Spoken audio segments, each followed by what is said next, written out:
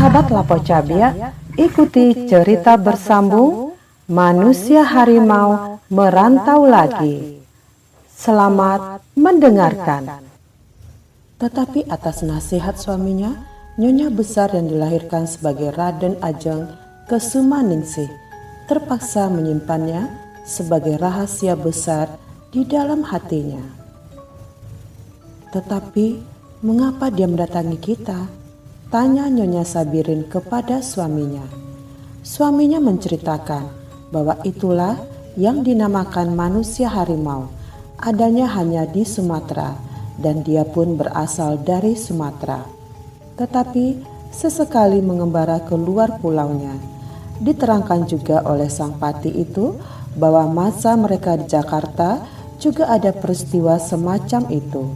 Kini wanita itu teringat kembali akan apa yang pernah ia dengar dan baca tentang manusia harimau ketika suaminya masih menjalankan praktek sebagai penegak hukum. Diceritakan juga oleh Sabirin bahwa manusia harimau sebenarnya tidak pernah menjahati manusia kalau ia tidak diganggu atau dibikin susah. Lain sekali dengan hantu, setan, dan jin yang selalu menampakkan diri, selalu menyebabkan penyakit yang tidak dapat disembuhkan oleh dokter yang bagaimanapun pintarnya. Dalam suatu konferensi pers, Sabirin menceritakan bahwa secara aneh ia didatangi oleh satu manusia harimau yang memberi penjelasan tentang pembunuhan gelap dan amat misterius atas dua orang bayaran itu, bahwa mereka hendak membunuh seseorang tak berdosa atas perintah dan bayaran beberapa orang yang memusuhinya. Tentu saja berita luar biasa dari seorang perwira tinggi ini dimuat secara besar-besaran oleh semua surat kabar penerbitan kota. Pertama, karena keanehannya, dan kedua, karena yang menerangkan itu tak kurang daripada seorang yang punya pangkat tinggi. Segenap pembaca dan pendengar berita segera mengetahui bahwa kota mereka sedang kedatangan manusia harimau. Sebagian dari mereka pernah mengetahui peristiwa semacam itu terjadi di Jakarta beberapa bulan yang lalu. Sama halnya dengan di Jakarta, maka di Surabaya juga ada orang-orang yang dalam hati ingin bertemu dengan manusia harimau. Maksudnya untuk meminta ajimat atau berkah. Atmojo yang tadinya menyangka bahwa yang membunuh kedua penjahat itu mungkin Gusti Pangerannya, kini mengetahui bahwa ayah sang Gustilah kiranya yang telah turun tangan membela anaknya.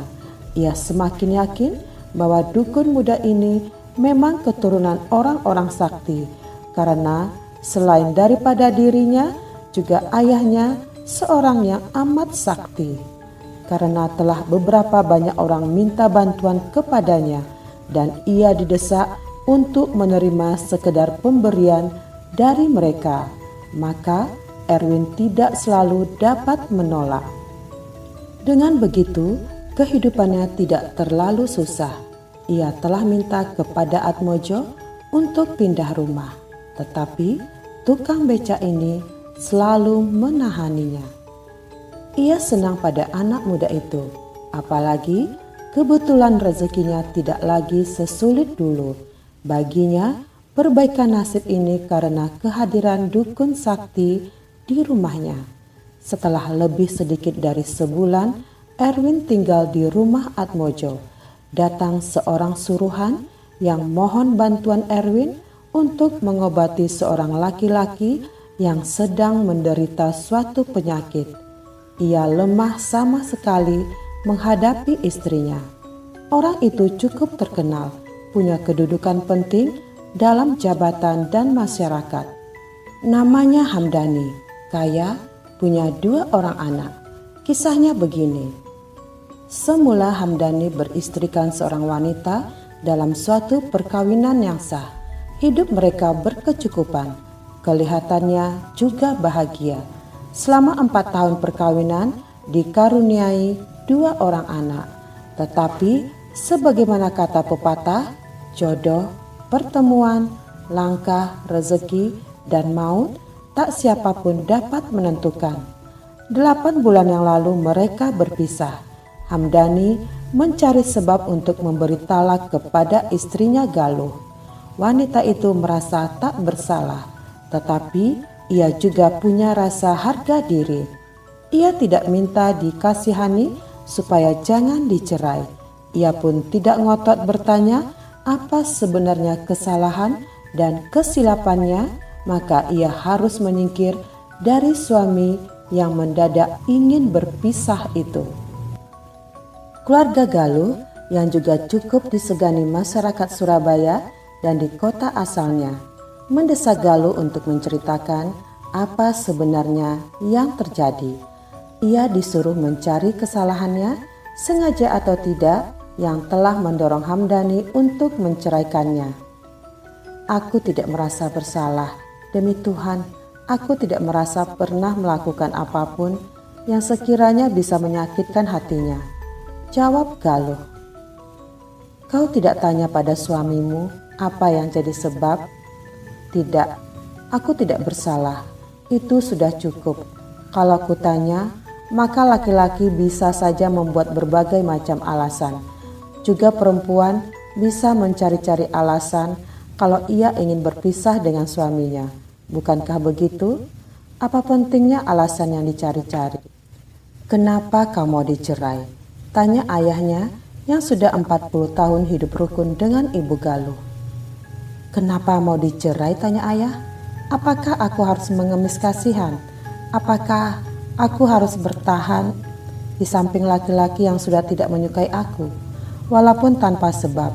Kalau seorang suami sudah tidak menyukai istri, maka istri harus menyingkir. Maksudku, istri yang punya rasa harga diri. Begitu juga suami. Kalau ia punya harga diri, maka ia akan menceraikan istrinya.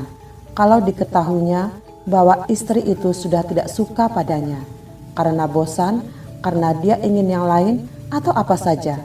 Suami atau istri tidak perlu hidup dengan teman seperahu yang sudah tidak menghendaki dirinya. Kalau ngotot, sama juga dengan hidup dalam neraka. Dan kedua anakmu, kata ibunya menyela. Aku tahu, dalam tiap perceraian, anak-anaklah yang selalu jadi persoalan. Mereka tidak berdosa, tetapi harus memikul akibat dari perceraian orang tuanya. Tidak adil, kejam. Tetapi apa mau dikata? Dalam hal aku, kami sudah bercerai. Sekali lagi kukatakan, aku tidak berdosa. Sudah sepakat anak dibagi 2. Razali untukku, Rafika untuknya. Bagi Galuh soal itu sudah habis. Suratan badan, pikirnya, harus diterima dan dihadapi. Tetapi tidak begitu bagi ayah dan ibu Galuh serta beberapa keluarga yang sudah ada umur. Mereka selidiki sebab-sebab perceraian. Kiranya Hamdani tergila-gila pada seorang perempuan lain, masih gadis, yang akan dinikahinya sebulan lagi. Beberapa keluarga Galuh mufakat, masih dalam rangka urusan Galuh, tetapi tanpa membawa dirinya turut serta. Pernikahan antara Hamdani dengan Ivon Harjo dilangsungkan pada hari yang telah ditentukan. Ramai sekali. Ratusan tamu dengan berpuluh-puluh macam hidangan makan dan minuman pula.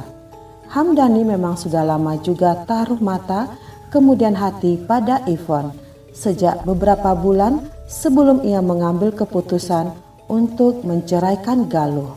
Semula ia mau membuat Ivon jadi istri kedua, tetapi gadis cantik itu menolak. Istri tunggal atau tidak sama sekali.